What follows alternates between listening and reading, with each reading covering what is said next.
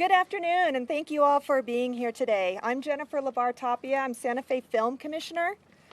Today, Santa Fe and the film industry mourn the loss of two extraordinary individuals, Gene Hackman and Betsy Arakawa.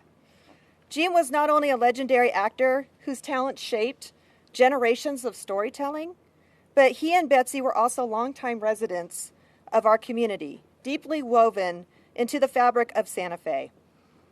His talent is for generations to come with all of his storytelling. Gene's legacy in film is unparalleled, spanning decades of unforgettable performances, including some that are filmed right here in Santa Fe. His work inspired countless artists, actors, and filmmakers, and his impact will continue to be felt for generations to come. But beyond Hollywood, Gene and Betsy were our neighbors who embraced the Santa Fe lifestyle and embraced Santa Fe as their home. Their kindness, generosity, and love for this city made them more than just icons, but they were a part of our family. Our thoughts are with their loved ones and all who knew them and admired them. We join the film industry, their family, their friends, and all the people of Santa Fe in honoring their memory. Thank you. And now, Santa Fe County Sheriff Adán Mendoza will speak, along with Fire Chief Brian Moya from the Santa Fe County City Fire Department. Good afternoon, everybody. I'm Sheriff Adán Mendoza, Sheriff for Santa Fe, New Mexico, Santa Fe County. On Wednesday, February 26, 2025, at approximately 1:45 p.m., Santa Fe County Sheriff's deputies were dispatched to 1425 Old Sunset Trail, where Gene Hackman, 95, and his wife Betsy Arakawa, 65, and a dog were found deceased.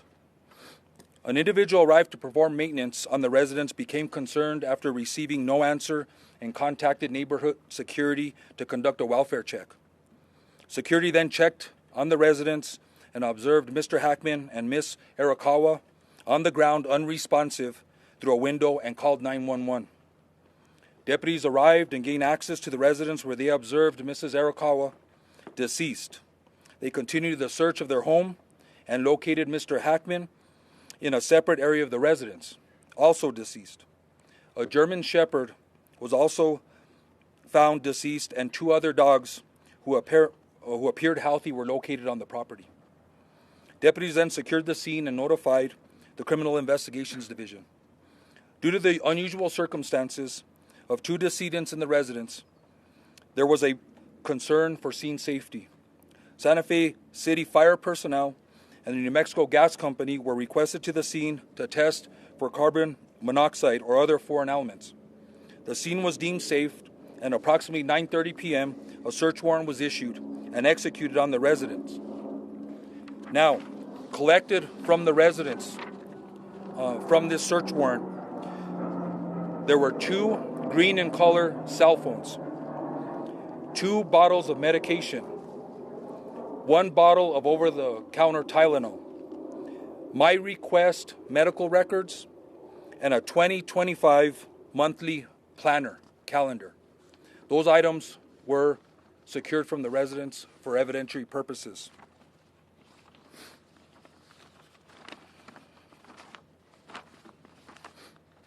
The Santa Fe Animal Control Division worked with family to ensure the safety of the two surviving dogs. Investigation personnel worked diligently throughout the night and morning to process the scene for evidence. It should be noted there were no apparent signs of foul play. In the early hours of Thursday, February 27, 2025, Mr. Hackman and Ms. Arakawa were transported to the office of the medical investigator. An autopsy was performed. Initial findings noted no external trauma to either individual. The manner and cause of death has not been determined. The official results of the autopsy and toxicology reports are pending. Just today, I spoke to Dr. Jarrell, the pathologist from the New Mexico Office of the Medical Investigator. This was at 2:00 p.m. today. She advised that there were several tests that were submitted to be expedited. She revealed to me the following information. Both individuals tested negative for carbon monoxide. An initial interrogation was conducted of Mr. Hackman's pacemaker. This revealed that his last event was recorded on February 17th, 2025. I was advised that a more thorough investigation will be completed. That'll conclude my statement. I will take a few questions, just so everybody knows, this is an active investigation still. I'll take questions. Sure. Based on what you know about the conditions of both the bodies, who do you believe died first? That's a very hard thing to determine. Even with the assistance of OMI, we asked that question because that's a question that we want answered. That's a very hard determination to make, and I don't think even OMI could make that determination based on the initial autopsy. Any other questions? Mr. Sheriff, over here. In that 2025 planner that was mentioned in the search warrant return, were there events scheduled for either member of the couple for the coming weeks? Again, that'll be part of our investigation. We will look and try to gain access to the cell phones. We'll be analyzing cell phone data, phone calls, text messages, events, photos in the cell phone to try to piece a timeline together. One of the things is in an investigation is we try to piece a timeline together, usually before the event happens, and that gives us a lot of information. But in this case, it seems like we're doing a reverse timeline. We're doing a timeline from the time of death and the autopsy and the results, and we're going to start working our way backwards. We're going to do both, and then hopefully make a determination what may have happened to both the individuals. Mr. Sheriff. Sasha. When you were saying the last event on the pacemaker was February 17th, would that kind of give you a sign that's probably the day that he died, so they've been dead for about 10 days? According to the pathologist, I think that is a very good assumption that was his last day of life. Sheriff, Is there any surveillance video? Why are the pills such important evidence? I'm sorry? The pills. Okay. The finding of the pills being such important evidence, and could that have been part of the cause of death? Well, of course, they're important evidence. These are things that I think are important for the pathologist and OMI to consider to try to make a determination what the cause and manner of death are. So all that information is collected, not just for us, but we can provide that information to the pathologist and OMI so they can try and make a determination of what the manner and cause is. And I think that's important for OMI also. Mr. Sheriff, was there any surveillance video, and is that helping you to determine what may have led up to this? That's a good question, and that question's been asked. So, I respect the Mr. Hackman's and Ms. Arakawa's regard for privacy. I think everybody here understands that they were very private individuals and a very private family. There is no surveillance, as we know of right now, in the interior of the residence or the exterior of the residence that is going to help us determine a timeline or events that happened. Mr. Sheriff, have investigators, Tom Manson with CBS News, have investigators been able to get into the obtained cell phones? Not at this time. We have them in our possession. Those were collected yesterday. It's going to take a process. We do have software, and we may have to reach out to other agencies for assistance to get past, if they're password protected, to get past the passwords and gain access to that information. So this is some other things it's going to take a little bit of time. Sheriff, is there any information on the dog? There are names, Nikhil McClellan from the Albuquerque Journal. If there are names on prescription bottles, do we know any idea as to who was taking any of those medications? Yeah, due to HIPAA, I don't want to release who the medication was prescribed to or what the medication is. I think there's a HIPAA concern there, so I won't release that information. Sheriff, do you know the nature of the pills that were found by his wife? What were those pills there? What were they? Yeah, I think I just answered that question. I think I stated I'm not going to release the actual medication or who it was prescribed to due to HIPAA questions. Sir. On the carbon monoxide part of it, is that what the pathologist looked at? Does that rule out carbon monoxide, or is it possible it kind of dissipated from the body and they just weren't able to find signs of it? I think that's a question for the pathologist. It's with that information, I'm assuming that at the time of death that they were negative for carbon monoxide, which means to me that that is possibly ruled out. That's another conversation I think that we will have with the pathologist and OMI to make sure that that's still not indication, but it sounds like that's ruled out. Were there any signs that Betsy was under any form of distress? I don't have that information. Again, I didn't personally see the individuals, so there's no indication that there was any stress. There was no indication of any of that I can tell or that I can share, unfortunately. Hold on. Anybody else? I know you've asked a question.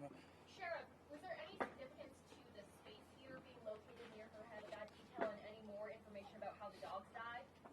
No.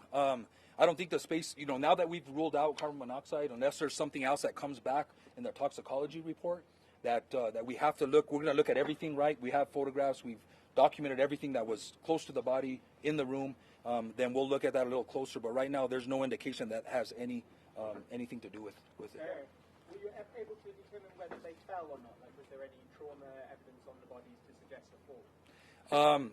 No, I don't think there was any indication that again, there was no trauma indicated on the body. I'm assuming if they would have fell or injured themselves or a head injury or brain injury, that would have been discovered by the pathologist. So I'm going to say that they weren't. Just to follow up, but you saw the sunglasses and the cane on the floor, according to the reports, and that would seem to go against that. That's up to the detective and OMI to work out. Sheriff, can you say?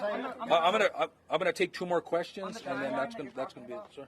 Can you say what the space heater was powered by? Was it a gas powered or electric powered space heater? I don't know that information right off the top. Timeline? Sir. How long do you think we'll have more concrete answers of what happened? Again, we're waiting for the autopsy results and the toxicology.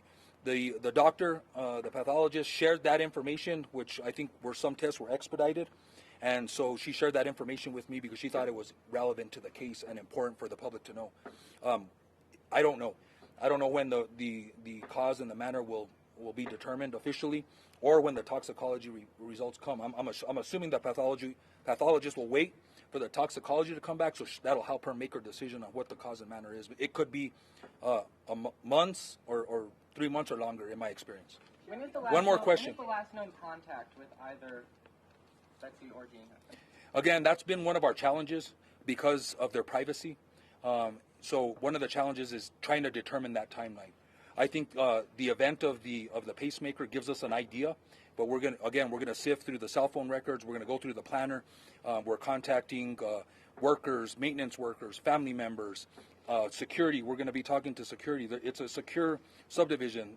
There's in and out that I believe is documented. So we're working with them to try and determine, when the last contact was, and that'll help us put together the timeline. So thank you, everybody.